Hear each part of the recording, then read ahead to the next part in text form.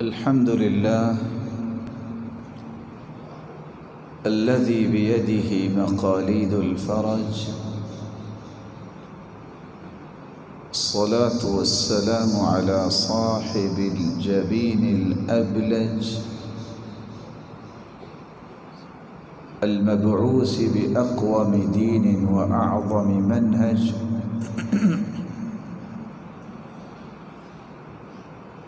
صلوات ربي وسلامه عليه وعلى آله وأصحابه السرج.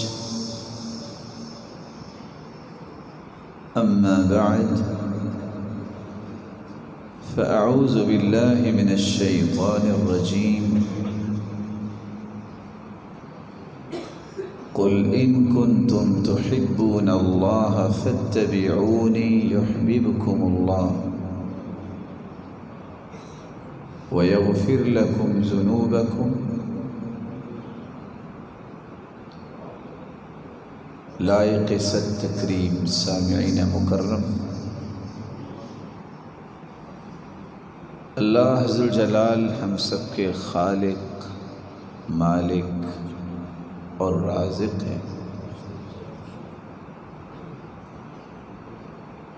اس مالک الملک کے احسان عظیم ہے کہ اس نے ہمیں مسلمان بنایا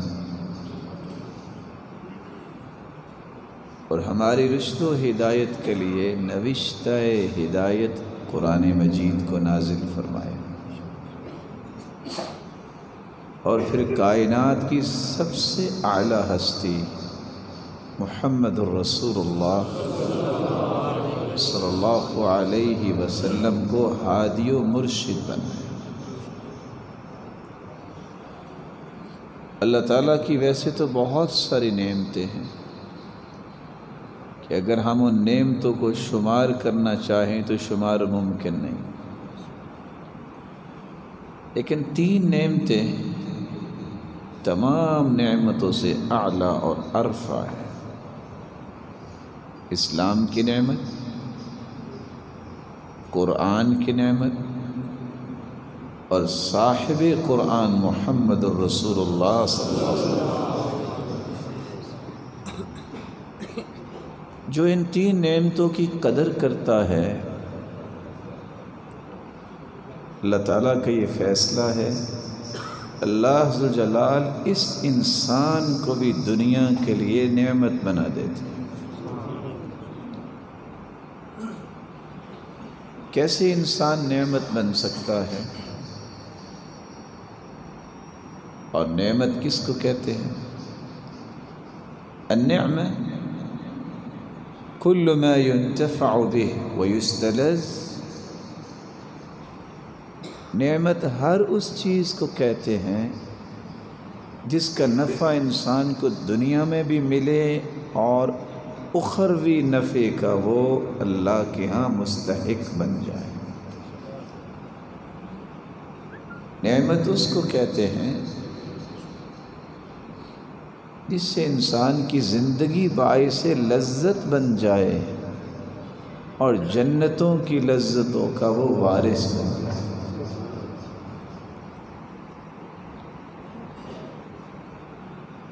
ان تین نعمتوں میں سے میں صرف ایک نعمت کا تذکرہ آج کروں گا۔ وہ کون سی نعمت ہے؟ جس نعمت کو صاحب قرآن کہتے ہیں، اور اس صاحب قرآن کا منہج، مشن اور منہاج، جس کی روشنی میں اس ہستی نے دین کا پیغام دیا، دین کی دعوت دی اور دین کی طرف لوگوں کو بلایا۔ قرآن مجید میں اللہ ذوالجلال اسی بات کے متعلق فرماتے ہیں، لَقَدْ مَنَّ اللَّهُ عَلَى الْمُؤْمِنِينَ إِذْ بَعَثَ فِيهِمْ رَسُولًا مِّنْ أَنفُسِهِمْ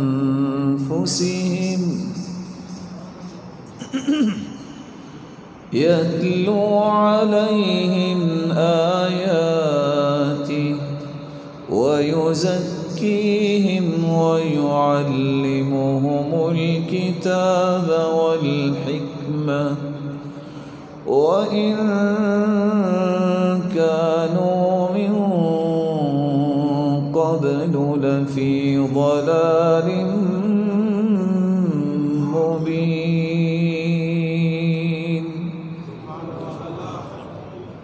اللہ کا احسان ہے مومنوں پر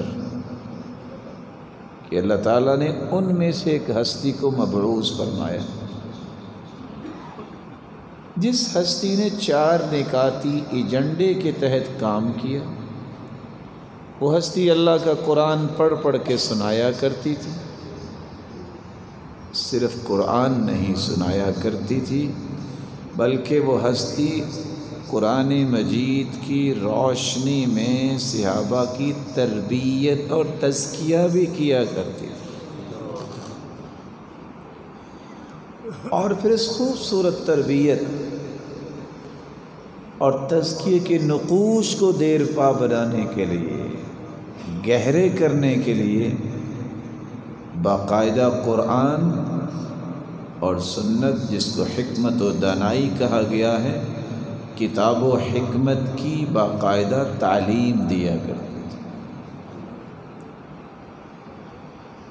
رسول اکرم صلی اللہ علیہ وآلہ وسلم کے اس عمل سے پہلے تو لوگ گمراہ تھے، وَإِن كَانُوا مِن قَبْلُ لَفِي ضَلَالٍ مُبِينٍ، اس سے پہلے واضح گمراہی میں لوگ تھے۔ جس طرح اس وقت گمراہی میں لوگ تھے تو ان گمراہیوں سے نکالنے کے لیے اللہ کے رسول نے 2 کام کیے۔ آج بھی انسانیت کو گمراہیوں سے نکالنے کے لیے اسی منہج، اسی مشن، اسی منہاج کو اختیار کرنا پڑے گا۔ وہ کون سا مشن ہے جس کو رسول اللہ صلی اللہ علیہ وسلم نے بیان کیا ہے؟ ترکت فیکم امرین لن تضلوا ما تمسکتم بہما کتاب اللہ و سنت رسولہ۔ لوگوں میں 2 چیزیں چھوڑ کے جا رہا ہوں، جب تک ان دونوں کو تھامے رکھو گے تم کبھی گمراہ نہیں ہوگے۔ وہ کون سی 2 چیزیں ہیں؟ ایک اللہ کا کلام ہے اور ایک اس کے رسول کا فرمان ہے، اس کے رسول کی سنت ہے۔ اللہ ذوالجلال جو ہم سب کے خالق و مالک ہیں، اس کا کتنا بڑا احسان ہے جو اس اللہ کے ساتھ سچا ہو جائے اور صرف زبان سے 5 گواہیاں دے دے، من شہد ان لا الہ الا اللہ وان محمدا رسول اللہ وان عیسی عبد اللہ ورسولہ وکلمتہ القاها الى مریم وروح منہ والجنة حق والنار حق أدخله الله من أي أبواب الجنة 8 شاء۔ جو شخص گواہی دے دے کہ عبادت کے لائق صرف اللہ کی ذات ہے اور محمد الرسول اللہ صلی اللہ علیہ وسلم اللہ کے سچے رسول ہیں، اور عیسیٰ علیہ السلام بھی اللہ کے پیغمبر ہیں، اللہ کا کلمہ تھا جس کا القاء کیا اللہ ذوالجلال نے مریم علیہ السلام کی طرف۔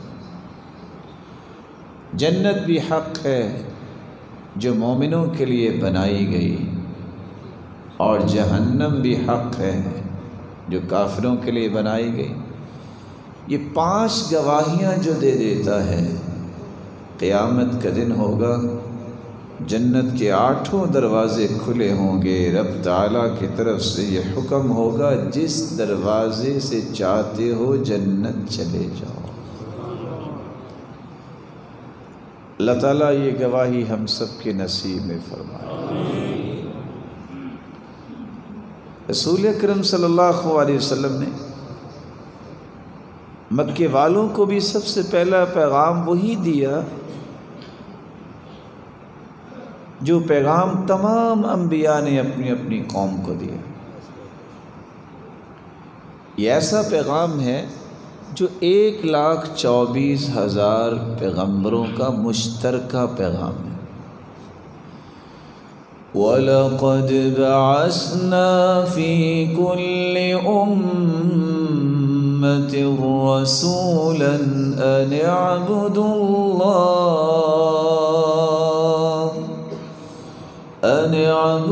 اللَّهَ وَاجْتَنِبُوا الطَّاغُوتَ۔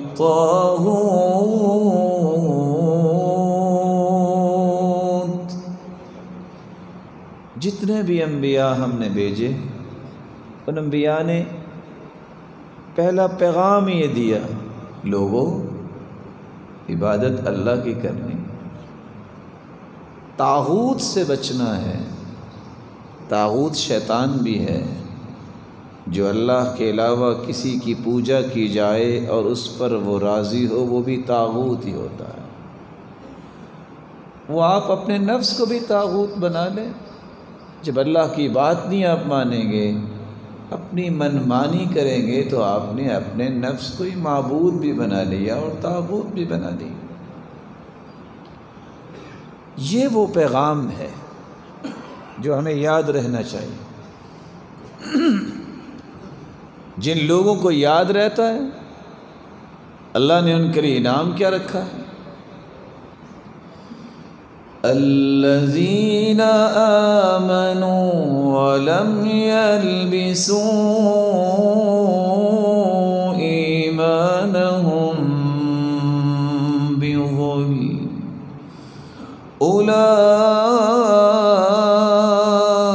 اولئک لهم الامن وهم مهتدون۔ جو ایمان لائے اور ایمان کے ساتھ انہوں نے شرک کی آمیزش نہیں کی، خالص ایمان، اللہ تعالیٰ نے انعام کیا رکھا ہے؟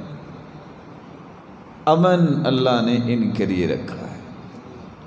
ان کی سوچ میں بھی امن ہوگا، ان کے حاشیہ تخیلات میں بھی امن ہوگا، ان کے ارادے اور نیتوں میں بھی امن ہوگا، ان کی زبان سے نکلنے والے کلمات میں بھی امن ہوگا، اور ان کے اعمال میں بھی امن ہوگا، ان کے گھروں اور خاندانوں اور معاشرے میں بھی امن ہوگا۔ اور ہدایت یافتہ بھی یہی لوگ ہیں۔ یہ قرآن کی سٹیٹمنٹ ہے۔ تو جب تک توحید کو خالص نہیں کرتے اس وقت تک امن نہیں آ سکتا۔ اللہ سے بڑھ کے کسی کی بات سچی نہیں۔ اب دنیا جہان کے 101 نظام آزما کے دیکھ لو، امن اس وقت معاشرے میں آتا ہے جب اللہ کی توحید کو خالص کیا جائے۔ اس لیے تو معاذ بن جبل رضی اللہ تعالیٰ عنہ کو جب اللہ کے رسول یمن بھیجنے لگے تو آپ نے کیا فرمایا؟ ان اول ما تدعوهم الیہ شہادت ان لا الہ الا اللہ۔ میرے صحابی تم اہل کتاب کے پاس جا رہے ہو، ان کو سب سے پہلا پیغام یہ دینا کہ وہ گواہی اس بات کی دیں کہ اللہ کے سوا کوئی عبادت کے لائق نہیں۔ دوسری روایت کے الفاظ ہیں ان اول ما تدعوهم الیہ عبادت اللہ عز وجل۔ سب سے پہلے انہیں اللہ کی عبادت کی دعوت دینا۔ یہ روایت جو صحیح بخاری اور صحیح مسلم اور دیگر کتابوں میں وارد ہوئی ہے، اس نے ایک منہج بھی دے دیا مومن توحید والا ہوتا ہے، اس کی سب سے پہلی دعوت جو ہے وہ یہی ہوتی ہے کہ مخلوق خالق کی محبوب کیسے بن سکتی ہے، اور یہی دعوت سب سے پیاری دعوت ہے۔ وَمَنْ أَحْسَنُ قَوْلًا مِّمَّنْ دَعَا إِلَى اللَّهِ وَعَمِلَ صَالِحًا وَقَالَ إِنَّنِي مِنَ الْمُسْلِمِينَ۔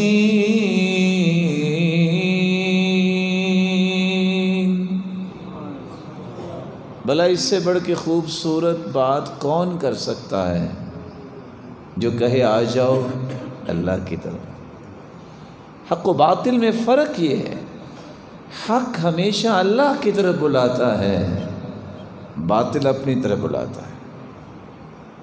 جو شخص تمہیں اللہ کے ساتھ جوڑنے کی بات کرے، سمجھ جایا کرو یہ ہے وہ بات جو انبیاء نے بھی کی ہے، اور جو کہے کہ اس کے ساتھ جڑ جاؤ، اس کے ساتھ جڑ جاؤ، اس کا مطلب یہ نکلا کہ وہ اللہ سے جوڑنے کی بات تو نہیں کر رہا۔ آپ کے علم میں ہے، اس کو میں مثال سے واضح کرنا چاہوں گا۔ اللہ نہ کرے کسی کا بیٹا گم ہو جائے، ماں کو صبر آتا ہے؟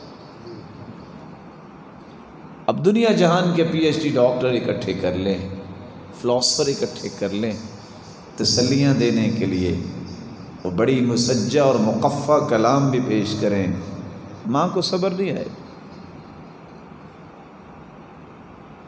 اس کے مقابلے میں ایک چھوٹا سا بچہ آگے کہے خالہ جان آپ کا بیٹا میں نے وہاں دیکھا ہے، اس کو صبر آئے گا کہ نہیں آئے گا؟ اسے سب سے پیارا یہ بچہ لگے گا جس نے اس کے بیٹے کو ملانے کی بات کی۔ اللہ کے ہاں بھی سب سے پیاری بات وہ ہے جس کے نتیجے میں مخلوق خالق کے قریب ہو جاتی ہے، اور وہ توحید کی بات ہے۔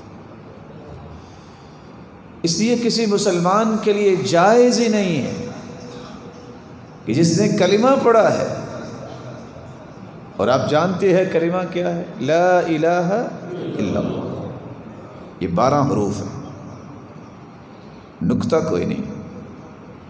محمد رسول اللہ 12 حروف ہیں، نکتہ کوئی نہیں۔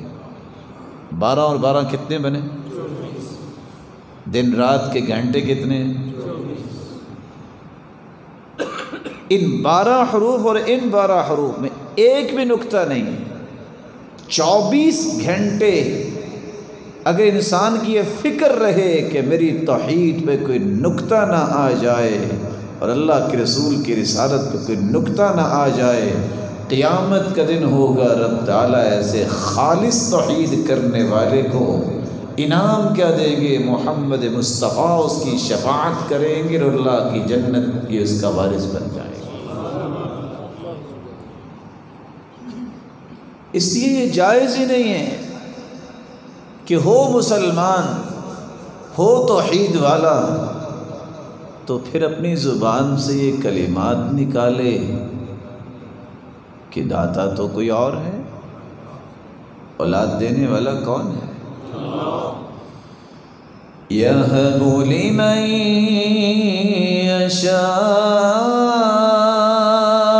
إِنَاثًا وَيَهَبُ لِمَن يَشَاءُ الذُّكُورَ أَوْ يُزَوِّجُهُمْ ذُكْرَانًا وَإِنَاثًا وَيَجْعَلُ مَن يَشَاءُ عَقِيمًا۔ وہ اللہ جس کو چاہے بیٹیوں کی نعمت دے دے، وہ جس کو چاہے بیٹوں کی نعمت دے دے، جس کو چاہے دونوں نعمتیں ملا کے دے دے، اور جس کو چاہے بانجھ بنا دے۔ کوئی پوچھ سکتا ہے؟ ویسے ایک راز کی بات ہے، اگر پیسے سے ہی اولاد مل سکتی ہوتی، پاور سے ہی، تو ہیلری کلنٹن پھر اپنے ساتھ ڈاگی رکھتی؟ کیا جی؟ اسے تو لے لینا چاہیے تھا۔ اس لیے کسی مسلمان کے لیے جائز ہی نہیں ہے کہ ایسے کلمات بولے جس کا معنی مفہوم یہ بن رہا ہو کہ اللہ کے علاوہ بھی کوئی اولاد دے سکتا ہے۔ ایسا نہیں ہو سکتا۔ کچھ لوگ کہتے ہیں فلاں تو بیٹے دیتا ہے، کیا جب تک وہ فلاں، ہم تو ہر ایک کا احترام کرنے والے ہیں، کسی نیک ولی کا نام لے لینا، اس کا احترام ہم پہ واجب ہے، لیکن وہ اللہ نہیں ہے، وہ رب نہیں ہے، فرق سمجھیے۔ ہم کہتے ہیں وہ اللہ کے نیک ولی تھے، لیکن اس کی والدہ کو بھی بیٹا ملا تو کس نے دیا؟ وہ بھی تو اللہ کے دیا ہوئے۔ اللہ کے سوا کوئی اولاد نہیں ہو سکتی۔ کسی مومن کے لیے جائز ہی نہیں ہے کہ اپنی زبان پہ اس طرح کے لفظ لائے کہ فلاں تو مشکل کشا ہے۔ اور مومن وہی ہوتا ہے جس کے پاس دلائل ہیں قرآن و حدیث کی۔ یہ میں نہیں کہہ رہا۔ وَإِن يَمْسَسْكَ اللَّهُ بِضُرٍّ فَلَا كَاشِفَ لَهُ إِلَّا هُوَ۔ میرے محبوب، اگر آپ کو بھی کوئی تکلیف پہنچے تو اس کو بھی دور کرنے والا کون ہے؟ ویسے ایک بات تو بتائیے، جب بدر کی جنگ ہونے لگی تھی تو اللہ کے پیغمبر نے ہاتھ کدھر اٹھائے تھے؟ مدد کس سے مانگ رہے تھے؟ اللہم ان تہلک ہذہ العصابہ، اللہ یہ چند مسلمان اگر یہ بھی شہید ہو گئے تو تیری عبادت کون کرے؟ کس سے مانگ رہے ہیں؟ بس اللہ سے مانگ رہے ہیں۔ اس لیے اللہ جلال کے سوا کوئی مشکلیں دور کرنے والا ہے ہی نہیں۔ اگر آپ کہہ دیں کہ فلاں تو ہے، ہم کہیں گے وہ اللہ کا نیک بندہ ہوگا، صالح انسان ہو سکتا ہے، ولی ہو سکتا ہے، اس کو بھی زندگی میں کتنی تکلیفیں آئی ہوں گی، ان تکلیفوں کو بھی رفع کس نے کیا ہوگا؟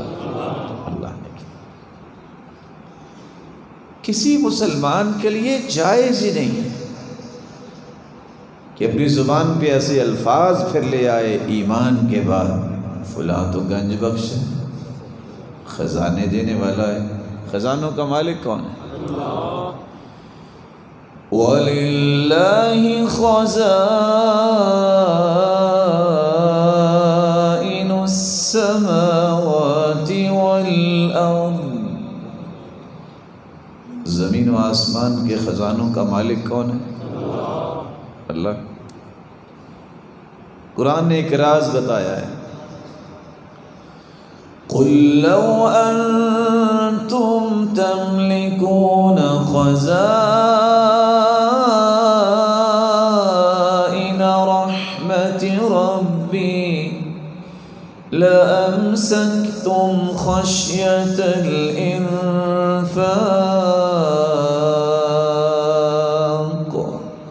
وَكَانَ الْإِنسَانُ قَتُورًا۔ اگر اللہ تمہیں مالک بنا دیتا نا خزانوں کا، اللہ کے رسول کی زبان سے اعلان کروا رہے ہیں، ان سے کہہ دو اگر تمہیں خزانوں کا اللہ مالک بنا دیتا نا، تم نے ساری دنیا کو مار دینا تھا۔ کیوں؟ تم نے اس ڈر سے خرچ نہیں کرنا تھا کہ ختم نہ ہو جائے، لیکن میرے رب کے خزانے اتنے ہیں۔ حدیث قدسی ہے، لو ان اولکم وآخرکم وانسکم وجنکم قاموا فی صعید واحد، اگر قیامت تک آنے والی انسانیت اور آدم علیہ السلام سے لے کر جتنے انسان اور جن ہیں سارے ایک چٹیل میدان میں کھڑے ہو جائیں اور اپنی اپنی ہر خواہش پیش کریں، اللہ ہر ایک کو اس کی خواہش کے مطابق عطا کر دے، تو اللہ ذوالجلال کے خزانوں میں اتنی بھی کمی نہیں آئے گی جتنی سمندر میں سوئی ڈالیں تو پانی اس کے ساتھ آتا ہے۔ کتنا پانی آتا ہے؟ کوئی 2 کلو آ جاتا ہے؟ فرمایا جو سوئی کے ساتھ پانی لگتا ہے اتنی بھی کمی نہیں آتی، تو خزانوں کا مالک کون ہوا؟ اس لیے کسی مسلمان کے لیے یہ بھی جائز نہیں وہ کہے فلاں تو غریب نواز ہے، امیروں کو بھی نوازنے والا ہے تو کون، اور غریبوں کو نوازنے والا وہ بھی اللہ۔ یا ایھا الناس انتم الفقراء الی اللہ واللہ هو الغنی الحمید۔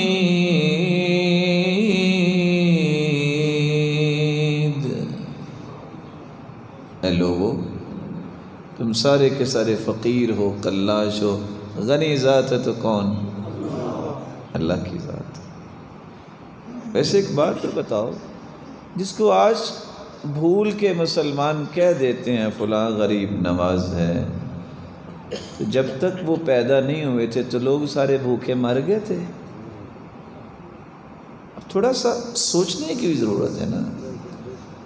اگر بیٹے فلاں دیتا ہے، ہم کہتے ہیں وہ تو اللہ کا نیک ولی ہوگا، لیکن اس سے پہلے پورے معاشرے میں بیٹیاں ہی تھیں، بیٹا کوئی نہیں تھا، تو یہ کیسے پیدا ہو گئے؟ سوچنے کی بات ہے نا۔ اگر فلاں شخص جو ہے وہ اللہ کا نیک ولی تھا، وہ مشکل کشا تھا، تو ان کے پیدا ہونے سے پہلے ساری دنیا مشکلات میں مر گئی، تو یہ کیسے پیدا ہو گئے؟ سمجھنے والی بات نہیں ہے۔ غریبوں کو نوازنے والا بھی اللہ ہے اور امیروں کو نوازنے والا بھی اللہ۔ اللہ ذو الجلال ہمیں ان باتوں کی سمجھ عطا فرمائے۔ کبھی نہیں کہنا چاہیے فلاں کو تو سب کچھ پتہ ہے، وہ تو عالم الغیب ہے۔ قرآن نے ایک اعلان دے دیا ہے، قُلْ لَا يَعْلَمُ مَنْ فِي السَّمَاوَاتِ وَالْأَرْضِ الْغَيْبَ إِلَّا اللَّهُ وَمَا يَشْعُرُونَ أَيَّانَ يُبْعَثُونَ۔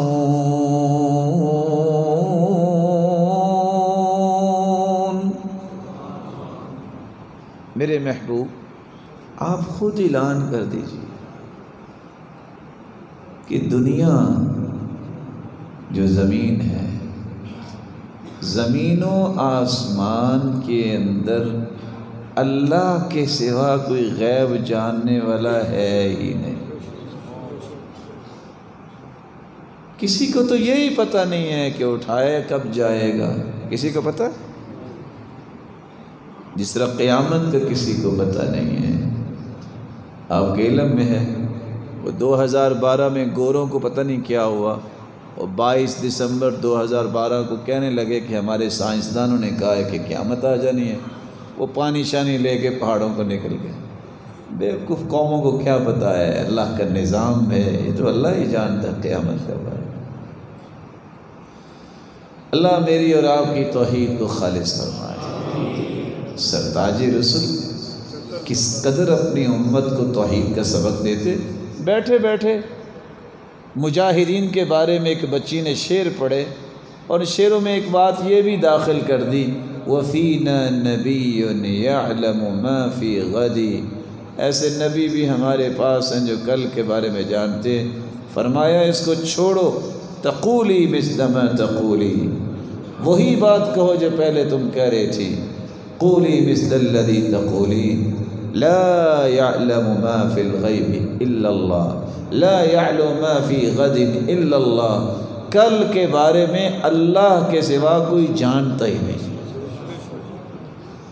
ہم تو آرام سے کہہ دیتے نا بس آپ کی دعاؤں سے ہی سارا کچھ ہو گیا، حالانکہ بڑا اچھا جملہ لگتا ہے۔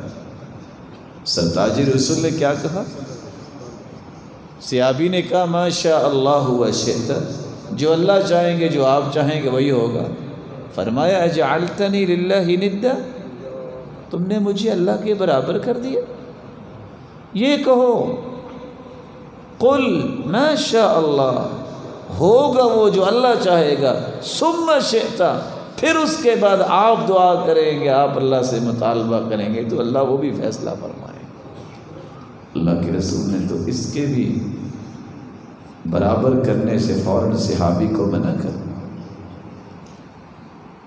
دوسرا کام جس سے میں اور آپ نعمت والے بن سکتے ہیں، آپ کا بھی جی چاہتا ہوگا، میرا تو سچی بات ہے بہت جی چاہتا ہے کہ وہ ہستی کیسی ہوگی، اس سے ملاقات کرنے کی کتنی تمنا ہے، کیسی تڑپ اٹھتی ہے کہ ایک مرتبہ یا اللہ اس سے ملاقات کروا دے۔ جس طرح صحابہ پھر ایک مرتبہ ملاقات کر کے ساری زندگیاں انہوں نے لگا دی، پھر اللہ ہمیشہ ہمیشہ کی زندگی اس کی رفاقت نصیب ہے۔ محبت بھی یہ ہے۔ رسول اکرم صلی اللہ علیہ وسلم نے فرمایا، من اشد امتی حبا لی یود احدهم لو انه رآنی باہلہ ومالی، میری پوری امت میں سب سے زیادہ مجھ سے محبت کرنے والا وہ ہے جس کی خواہش یہ ہو، یا اللہ میری ساری اولاد مال لٹ جائے لیکن مجھے محمد مصطفیٰ کا دیدار کروا دے۔ پسند ہے آپ کو بھی دیکھیں؟ دنیا میں تو ممکن نہیں ہو سکا، نہ ہو سکے گا، جنت میں تو ہو سکتا ہے۔ اچھا بتائیے کون کون چاہتا ہے کہ جنت میں اس ہستی کا ساتھ مل جائے؟ اللہ یہ اٹھنے والے ہاتھوں کو قبول فرما دے، سب کو ساتھ نصیب فرمائے۔ کیسے اس ہستی کا ساتھ مل سکتا ہے؟ اس کے لیے بڑے آسان سے میں 10 طریقے آپ کی خدمت میں پیش کر دیتا ہوں۔ سب سے پہلا طریقہ،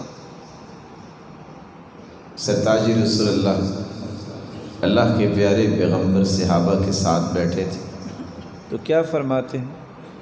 وَدِدْتُ أَنِّي لَقِيتُ إِخْوَانِي وَدِدْتُ أَنِّي لَقِيتُ إِخْوَانِي، میرا جی چاہتا ہے میں اپنے بھائیوں سے ملوں، میرا جی چاہتا ہے میں اپنے بھائیوں سے ملوں۔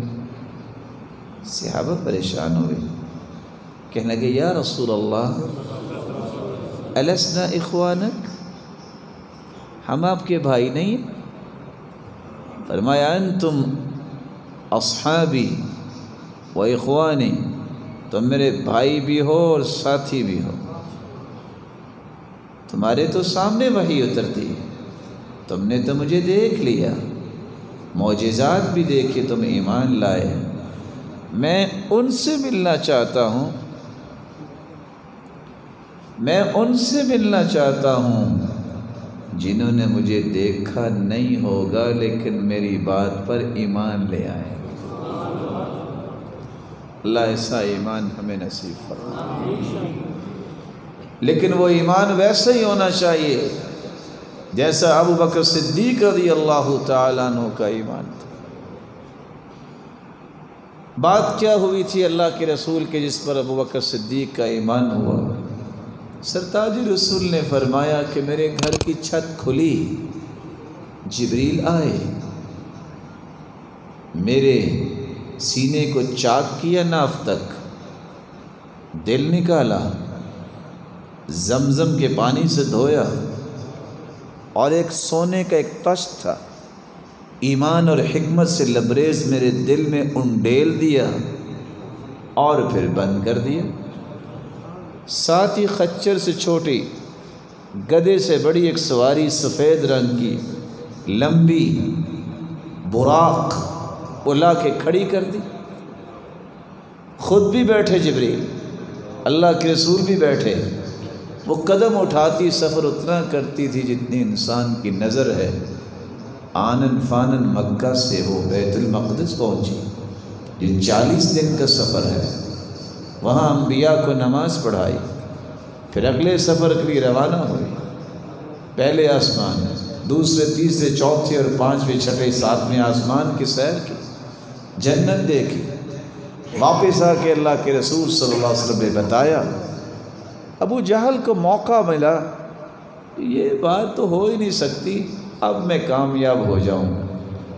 سیدنا ابو بکر صدیق سے پوچھتا ہے کیا خیال ہے آپ کا؟ کوئی راتوں رات پہاڑوں پہ چڑھتے، وادیوں میں اترتے، بیت المقدس جا کے واپس آ سکتا ہے؟ ایسا تو نہیں ہو سکتا۔ خوش ہو گیا، کہتا کیا خیال ہے کوئی کہے کہ میں تو پہلے آسمان پہ بھی گیا تھا، دوسری اور تیسری آسمان پہ بھی، اور کئی ساتوں آسمانوں کی سیر کر کے آیا، کہ ایسا تو نہیں ہو سکتا۔ کہہ لگا کے کہتے پتہ یہ کون کہہ رہا ہے؟ یہ آپ کا دوست کہہ رہا ہے۔ کہا اگر اس ہستی نے کہا ہے تو دونوں ہی ہو سکتے ہیں۔ سوچا ہی نہیں ہے، کوئی میرز نہیں، کوئی میزان و مقیاس اور ترازو نہیں ہے، کوئی کرائٹیریا نہیں ہے، عقل صرف اس پہ رک جائے۔ محمد مصطفیٰ نے کہہ دیا ہے جہاں پوری کائنات کی صداقت ختم ہوتی ہے وہاں محمد مصطفیٰ کی صداقت کا آغاز ہوتا ہے۔ اور لفظ کیا ہے؟ انی لأصدقہ فیما ابعد من ذلک۔ اور تم یہ دو باتیں بیان کر رہے ہو، اس سے بڑی بات بھی اگر وہ ہستی کہہ دے میں اس کی بھی تصدیق کرتا ہوں۔ اللہ ایسا ایمان ہمیں بھی نصیب۔ تو جس کا ایمان ایسا ہوگا اس کو اللہ کے رسول کا ساتھ نصیب ہوگا۔ دوسرا طریقہ، اللہ کے رسول کا ساتھ اس کو نصیب ہوگا جو اللہ عز و جلال کے بعد پوری کائنات سے بڑھ کے محمد مصطفیٰ سے محبت کرتا ہے۔ ایک شخص آ کے سوال کرتا ہے یا رسول اللہ متی الساعہ، قیامت کب آئے گی؟ آپ نے پوچھا وما اعددت لها، تم نے قیامت کی تیاری کیا کی؟ قال حب اللہ ورسولہ، اللہ اور اس کے رسول کی محبت۔ فرمایا انت مع من احببت، میرے صحابی دنیا میں جس سے بھی محبت کرتے ہو قیامت کو اس کا ساتھ تمہیں نصیب ہو جائے۔ سیدنا انس فرماتے ہیں اسلام کے بعد مجھے اتنی خوشی کبھی نہیں ملی جتنی یہ حدیث سن کے خوشی ملی ہے۔ فإني أحب النبي وأبا بكر وعمر فإن لم أعمل بأعمالهم، میں اللہ کے رسول سے بھی محبت کرتا ہوں، ابو بکر سے بھی محبت کرتا ہوں، عمر سے بھی محبت کرتا ہوں، حالانکہ میرے ایسے اعمال نہیں، لیکن چونکہ اللہ کے رسول نے کہہ دیا ہے جو دنیا میں جس سے محبت کرتا ہے قیامت کو اس کا ساتھ نصیب ہو جائے۔ تیسرا طریقہ جس سے آپ اللہ کے رسول کا ساتھ لے سکتے ہیں، اطاعت، فرما برداری، اتباع اللہ کے رسول کی کریں۔ اس بات کو سمجھنے کے لیے میں آپ سے ایک چھوٹا سا سوال کروں گا، کیا جی دنیا میں اللہ کے رسول سے بڑھ کے کوئی ذات آئی ہے؟ بولے نہیں۔ نہ اس کی ذات جیسی کوئی ذات اللہ نے پیدا کی ہے، نہ اس کی صفات جیسی کسی کو صفات عطا کی۔ جب وہ ذات کے اعتبار سے بھی بے مثال ہے، جب وہ اپنی صفات کے اعتبار سے بھی بے مثال ہے، تو پھر اپنی ہر بات کے اعتبار سے بھی بے مثال ہے، اس کی ہر ادا بھی بے مثال ہے۔ اس ہستی کی اتباع کرنا، اس کی اطاعت کرنا، اس کی فرما برداری کرنا، یہ تیسرا سبب ہے جس سے اللہ کے رسول کا ساتھ نصیب ہوگا۔ ایک شخص آ کے کہتا ہے یا رسول اللہ صلی اللہ علیہ وسلم واللہ انک لأحب الی من نفسی، واللہ انک لأحب الی من اہلی، واللہ انک لأحب الی من مالی۔ اللہ کے رسول آپ میرے مال و دولت سے بھی مجھے پیارے ہیں، میرے اہل و عیال سے بھی مجھے پیارے ہیں، میری جان سے بھی آپ پیارے ہیں۔ آپ نے سر جھکا دیا،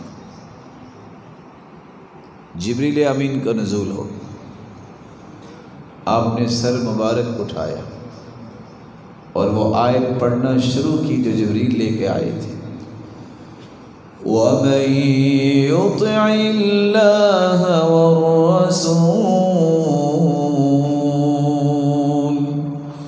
فَأُولَٰئِكَ مَعَ الَّذِينَ أَنْعَمَ اللَّهُ عَلَيْهِمْ مِنَ النَّبِيِّينَ وَالصِّدِّيقِينَ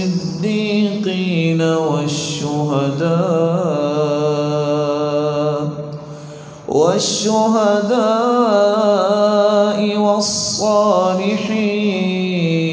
والصالحين وحسن أولئك رفيقا۔ جو اللہ کی اطاعت کرتا ہے، جس کے رسول کی اطاعت کرتا ہے، اللہ کا وعدہ ہے وہ ان ہستیوں کے ساتھ ہوگا جن پہ اللہ نے انعام کیا ہے۔ کون سی ہستیاں ہیں؟ وہ نبیوں کے ساتھ ہوگا، صدیقین کے ساتھ ہوگا، شہداء کے ساتھ ہوگا، صالحین کے ساتھ ہوگا، وحسن اولئک رفیقا۔ کتنا خوبصورت یہ ساتھ ہے، اللہ ہم سب کے نصیبے میں فرمائے۔ لیکن اس کے لیے اللہ کے رسول کی بات ماننی پڑے، اس کی سنت پہ عمل کرنا ہو۔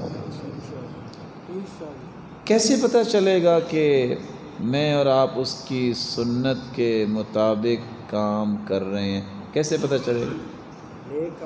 آج تو ہر بندے کہتے ہیں میں سنت کے مطابق کرتا ہوں۔ پسند کریں گے آپ کو ایک ضابطہ میں آپ کی خدمت میں پیش کر دوں؟ تھکیں گے تو نہیں؟ 6 باتیں آپ یاد رکھیں، آپ زندگی کی آخری سانس تک کبھی سنت سے ادھر ادھر نہیں ہوں گے، کبھی آپ بدعت کے ہاتھ نہیں چڑھیں گے۔ 6 باتیں کون سی ہیں؟ سنت وہ عمل ہوتا ہے جس عمل کا شریعت نے سبب بیان کیا ہے، جس عمل کا شریعت نے سبب بیان کیا ہے۔ میں روزہ کیوں رکھوں گا 29 شعبان کے بعد یا 30 شعبان کے بعد؟ سبب کیا ہے؟ چاند کو میں نے دیکھا ہے، میں نے روزہ رکھنا ہے۔ جب میرے 30 روزے پورے ہو جائیں گے میں عید کیوں مناؤں گا؟ کیونکہ روزے رکھ کے فارغ ہو، سبب ہے۔ 10 تاریخ کو میں کیوں عید مناتا ہوں؟ قربانی کرنی۔ تو کتنی عیدیں ہو گئی؟ یہ اور بھی عید ہے، بولیں اس کا سبب، اس کا سبب اللہ کے رسول نے اس کا سبب بیان ہی نہیں کیا۔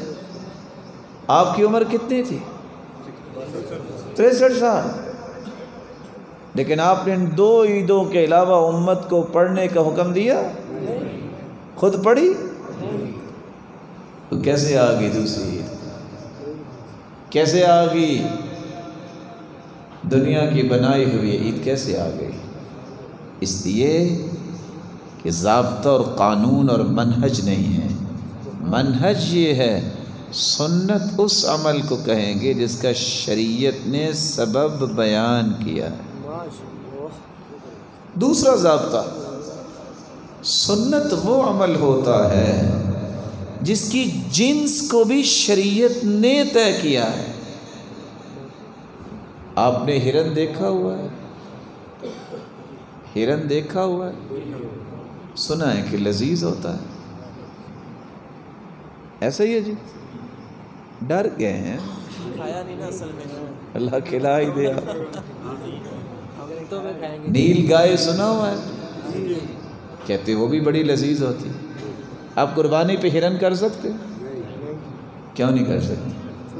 جانور ہے، حلال ہے، صحابہ شکار کیا کرتے تھے۔ لِيَذْكُرُوا اسْمَ اللَّهِ عَلَى مَا رَزَقَهُم مِّن بَهِيمَةِ الْأَنْعَامِ. قرآن کہتا ہے بہیمۃ الانعام سے قربانی ہوگی.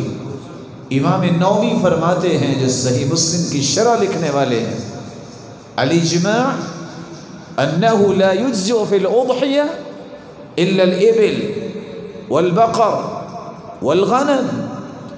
اجماع یہ ہے کہ جانور ذبح کیے جا سکتے ہیں تو یا اونٹ ہوگا مذکر و مؤنث، گائے ہوگی مذکر و مؤنث، بھیڑ بکری ہوگی مذکر و مؤنث. آپ ہرن نہیں کر سکتے حالانکہ حلال ہے. آپ نیل گائے نہیں کر سکتے حالانکہ حلال ہے، کیونکہ جنس کا تعین کیا ہے شریعت نے، صرف انہی جانوروں کی قربانی کر سکتی، یہ سنت ہوگی. گھوڑا بھی حلال ہے کہ نہیں حلال؟ آپ کر سکتے ہیں، آپ عید پہ نہیں کر سکتے کیونکہ اللہ کے رسول اور صحابہ نے ایسا نہیں کیا. سنت وہ عمل ہوگا جس کی جنس کا تعین اللہ کے رسول صلی اللہ علیہ وسلم نے کیا اور اللہ عز و جلال نے کیا. اسی طرح سنت وہ عمل ہوگا جس کی تعداد بھی شریعت نے متعین کی ہے. شریعت نے کیا متعین کیا ہے؟ صبح کی کتنی رکھتے ہیں؟ فرض کتنے ہیں؟ اگر کوئی بندہ زیادہ ہی متقی بننا چاہے وہ کہے جی 2 ہی رکھتے ہیں، میں تو 4 پڑھوں گا، ٹھیک ہے. کیوں؟ پھر نماز ہی پڑھے گا نا. جیسے آج کل کہتے ہیں نا تو یار نیکی کا ہی کام ہے نا. صحیح الجامع کی روایت قیامت کے نزدیک اس قدر لوگ بہک جائیں گے شریعت سے کہ صبح کی 2 رکعتوں کی بجائے 4 رکعتیں پڑھا کریں. تعداد کا تعین ہے. آپ 2 ہی فرض پڑھ سکتے ہیں کیونکہ محمد مصطفیٰ نے 2 پڑھے ہیں. 2 سنتیں پڑھیں گے اور 2 فرض پڑھیں گے.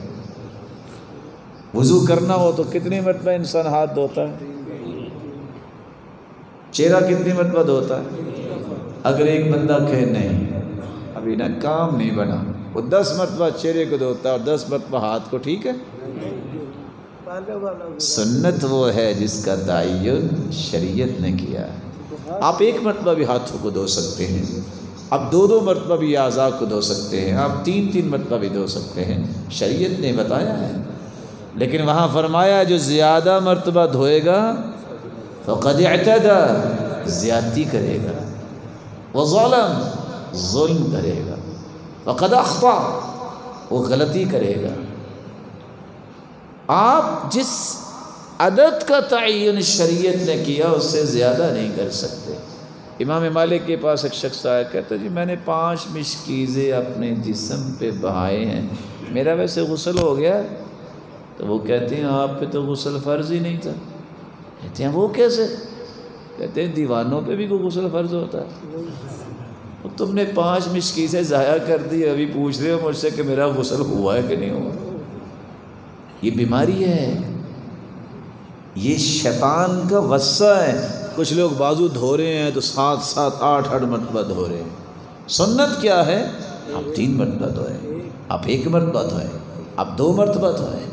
رسول اکرم صلی اللہ علیہ وآلہ وسلم کی سنت وہ ہوگی جس کا تعین بھی شریعت نے کیا ہے. چوتھا ضابطہ، سنت اس عمل کو کہتے ہیں. عدد کا تعین بات کر رہے تھے نا، تو شریعت نے عیدوں کی تعداد کتنی بتائی ہے؟ کون کون سی؟ ایک عید الفطر ہے، ایک عید الاضحیٰ ہے. کسی حدیث میں کسی اور عید کا تذکرہ آتا ہے؟ عیدان عند اولی النہى لا ثالث لهما لمن يبغي السلامة في غد الفطر والاضحى وكل زیادة فيهما خروج عن سبیل محمد. مسلمانوں کی عید تو عید الفطر عید الاضحیٰ ہے. جو کوئی زیادہ کرنا چاہتا ہے وہ اسلام سے الگ ہو کے جتنی مرضی بنا سکتا. چوتھا ضابطہ، سنت وہ عمل ہوگا جس کی کیفیت بھی شریعت نے طے کی ہے. وضو کی ایک کیفیت ہے نا، پہلے ہم ہاتھ دھوتے ہیں. اگر کوئی بیٹھا بیٹھا کہے یار وضو ہی کرنا ہے نا، تو میں پہلے پاؤں دھو لیتا ہوں، بعد میں چہرہ دھو لوں گا، پھر بازو دھو لوں گا، آخر میں ہاتھ بھی دھو لوں گا. کام وہی کرے جو وضو کیا، وضو ہو جائے گا اس کا. نماز بھی وہ کہتا ہے آج نا بہت تھکا ہوا ہوں، تو چلو پہلے 2 سجدے کر لیتا ہوں، اتنی دیر میں کوئی ہمت بنے گی اٹھ کے رکوع کر لوں گا، بعد میں قیام کر لوں گا اور کھڑے کھڑے سلام پھیر دوں گا، ہو جائے گی نماز اس کی.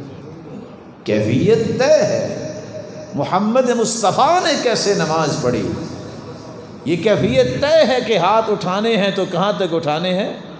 کان اذا قام من اللیل کبر ورفع یدیہ حذو منکبیہ، جب آپ کھڑے ہوتے نماز کے لیے تو اللہ اکبر کہتے اور اپنے دونوں ہاتھوں کو کندھوں کے برابر لے جاتے.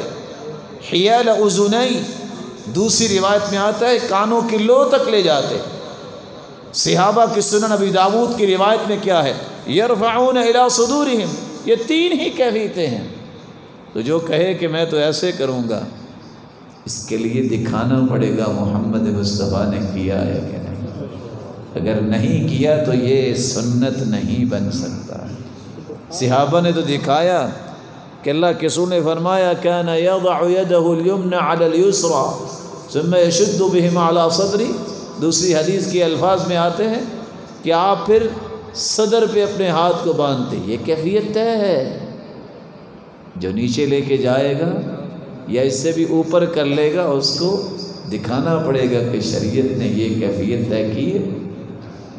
تو سنت وہ عمل ہوتا ہے جس کی کیفیت شریعت نے طے کر دی، اس میں تبدیلی ہو سکتی.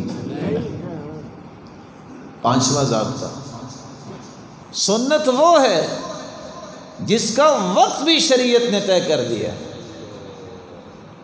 ایک بندہ کہتا ہے میں نا 4 سال پہلے حج کرنے گیا، توبہ توبہ اتنی بھیڑ تھی، تو میرا نا خیال بنتا ہے میں محرم کے آخر میں جاؤں گا، مینا بھی خالی ہوگا، مزدلفہ بھی خالی ہوگا، ٹھاٹھ سے کنکریاں بھی ماریں گے، میدان عرفات میں بھی اکیلے ہوں گے. حج میں نے محرم کے آخر میں کرنا، اس کا حج ہو جائے گا.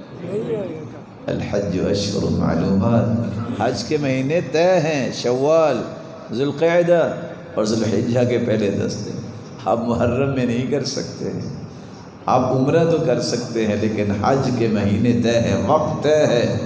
اس سے پہلے آپ نہیں کر سکتے، اس کے بعد آپ نہیں کر سکتے. 6واں اور آخری ضابطہ، سنت اس کو کہتے ہیں جس کی جگہ بھی شریعت نے متعین کی ہے.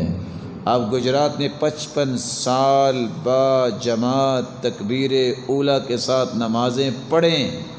55 سال ایک نماز بیت اللہ میں تکبیر اولیٰ کے ساتھ پڑھیں، وہ ان 55 سال کی نمازوں سے افضل ہے. لیکن اگر آپ پورے گجرات کے 700 چکر بھی لگا لیں، آپ کا طواف ہو جائے گا؟ یہ طواف صرف بیت اللہ میں ہی ہوگا، یہ ثواب بھی وہاں ہی ملے گا. تو سنت وہ ہے جس کی جگہ کا تعین بھی کیا ہے تو کس نے؟ شریعت نے کیا. یاد رہیں گی یہ 6 باتیں؟ یہ 6 باتیں یاد رکھیے، زندگی میں آپ سے کبھی بدعت نہیں آئے گی. تو بات میں یہ کر رہا تھا اگر اللہ کے رسول کا ساتھ چاہیے تو اس کا 4تھا کام یہ ہے قرآن و سنت کو اپنا منہج بنا لو. اللہ کے رسول نے فرمایا ترکت فیکم امرین لن تضلوا ما تمسکتم بہما کتاب اللہ و سنت رسولی. 2 چیزیں میں چھوڑ کے جا رہا ہوں، ایک اللہ کی کتاب اور اس کے رسول کی سنت. جس کو تھام لے گا کبھی گمراہ نہیں ہوگا. دوسری روایت میں آتا ہے کتاب اللہ و عطرتی، اللہ کی کتاب کو تھامنا اور اہل بیت کی محبت تمہارے دل میں ہونی چاہیے. وَلَن يَتَفَرَّقَ حَتَّى يَرِدَ عَلَيَّ الْحَوْض، یہ جدا نہیں ہوں گے، حوض کوثر پہ اکٹھے ہوں گے، میں تمہارا انتظار کروں. 5واں طریقہ جو بڑا ہی آسان ہے اللہ کے رسول کا ساتھ لینے کے لیے، ان اول الناس بی یوم القیامہ اکثرهم علی صلاۃ، جو کثرت سے درود پڑھے گا قیامت کو اتنا ہی میرے قریب ہوگا۔ اللہ ہمیں کثرت سے درود پڑھنے کی توفیق عطا فرمائے۔ چھٹا طریقہ یہ ہے، ان من احبکم الی واقربکم منی مجلسا یوم القیامہ احاسنکم اخلاقا۔ لوگوں تم میں سب سے قریب میرے وہ ہوگا، سب سے پیارا مجھے وہ لگے گا قیامت کے دن جس کا اخلاق اچھا ہے۔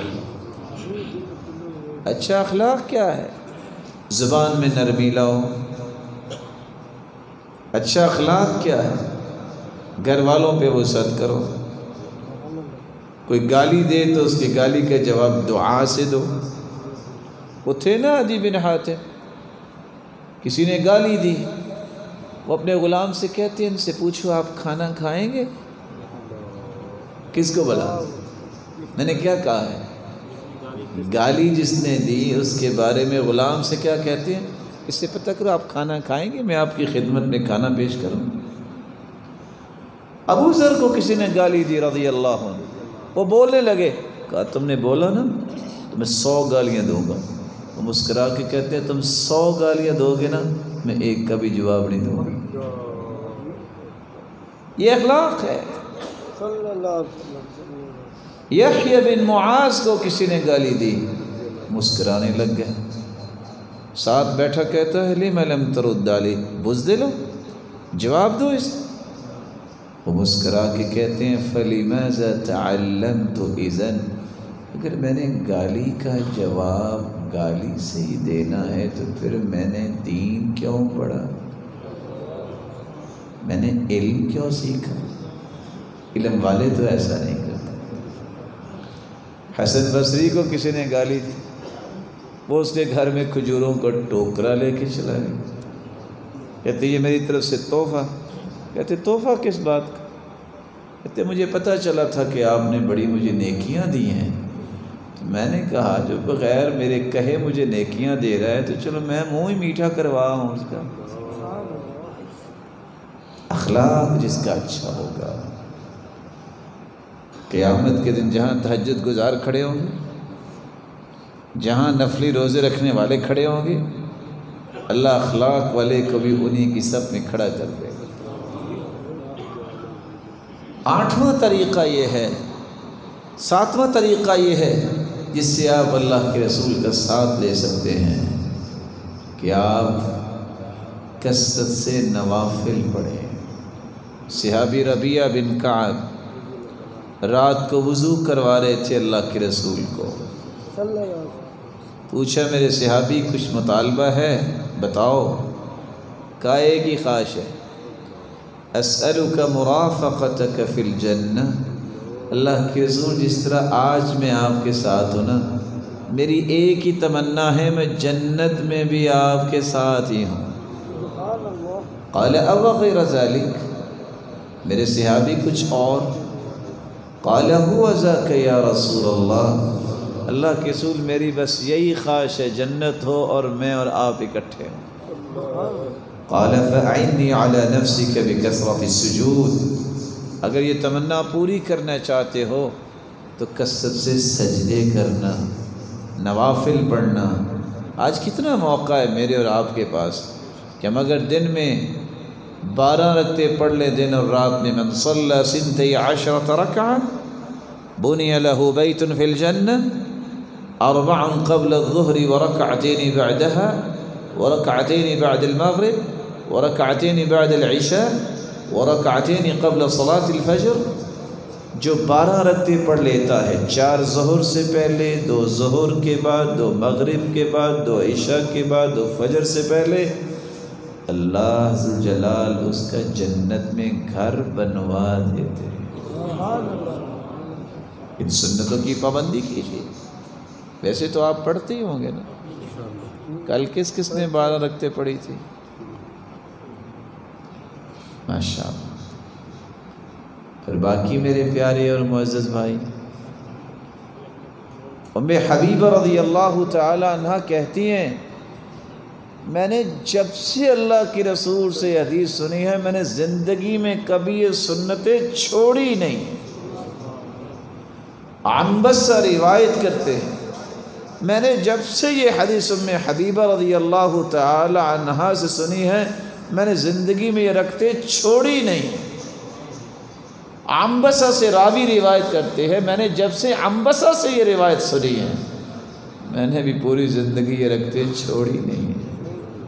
کثرت سے نوافل پڑھنا، کثرت سے سجدے کرنا، اس سے اللہ کے رسول کا ساتھ ملتا ہے۔ ابن حبیرہ فرماتے ہیں عبداللہ ابن المبارک مغرب کی نماز پڑھتے ہیں، ذکر و اذکار سے فارغ ہوتے ہیں، سجدے میں چلے جاتے ہیں۔ میں نے کہا ابھی سر اٹھاتے ہیں، ابھی سر اٹھاتے ہیں۔ اتنا لمبا سجدہ کیا جب عشاء کی اذان ہوئی تو تب زمین سے سر اٹھایا۔ ان لوگوں کو لذت آتی تھی، اس لیے حسن بصری کہا کرتے تھے نا تفقد اللذہ فی ثلاثۃ اشیاء، لوگوں تین چیزوں میں لذت تلاش کیا کرو، فی ذکر اللہ و تلاوت القرآن والصلاۃ، نماز، قرآن، اللہ کے ذکر میں لذت تلاش کرو۔ اگر ذکر کرنے سے لذت آتی ہے، قرآن پڑھنے سے سکون ملتا ہے، اور قرآن کی تلاوت کے ساتھ ساتھ نماز میں سرور ملتا ہے، سمجھ لو اللہ کی رحمت کا دروازہ کھلا ہے۔ وَإِلَّا فَاعْلَمْ أَنَّ الْبَابَ مُغْلَقٌ، اگر نماز پڑھنے سے، ذکر کرنے سے، قرآن پڑھنے سے سکون نہیں آتا تو سمجھ لو رحمت کا دروازہ بند ہو چکا ہے۔ آٹھواں طریقہ جس سے آپ اللہ کے رسول کا ساتھ لے سکتے ہیں، یتیم کی کفالت کیجیے۔ لوگ بکری کا بچہ پالتے ہیں، لوگ طوطے کا بچہ پالتے ہیں، بعض لوگ بلی کا بچہ پالتے ہیں، اور بعض زیادہ ہی شوقین ہیں وہ کس کا بچہ پالتے ہیں؟ انہوں نے ڈاگی کا بچہ بھی رکھا ہوتا ہے۔ کچھ لوگ ایسے ہیں، کیسے کیسے شوق ہے، کبھی کسی انسان کے بچے کو بھی پالا کرو۔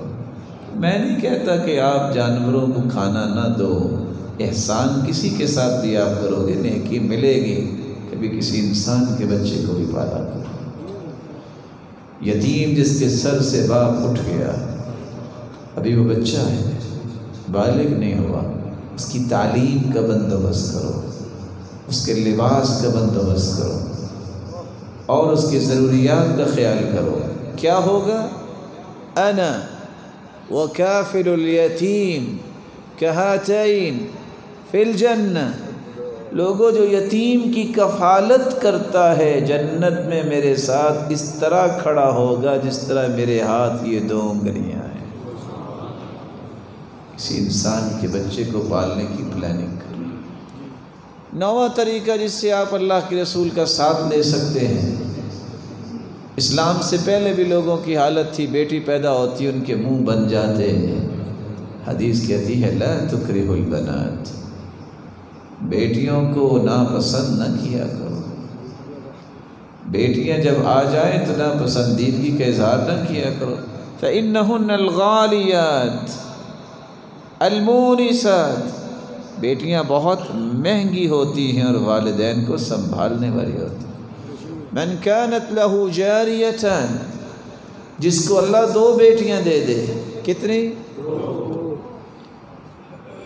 دو بیٹیوں کو وہ کھلاتا بھی ہے، پلاتا بھی ہے، پہناتا بھی ہے، فرباہن، ان کی اچھی تربیت کرتا ہے اور نیک گھر تلاش کر کے شادی کر دیتا ہے، قیامت کا دن ہوگا انا وہو فی الجنتی کہذا۔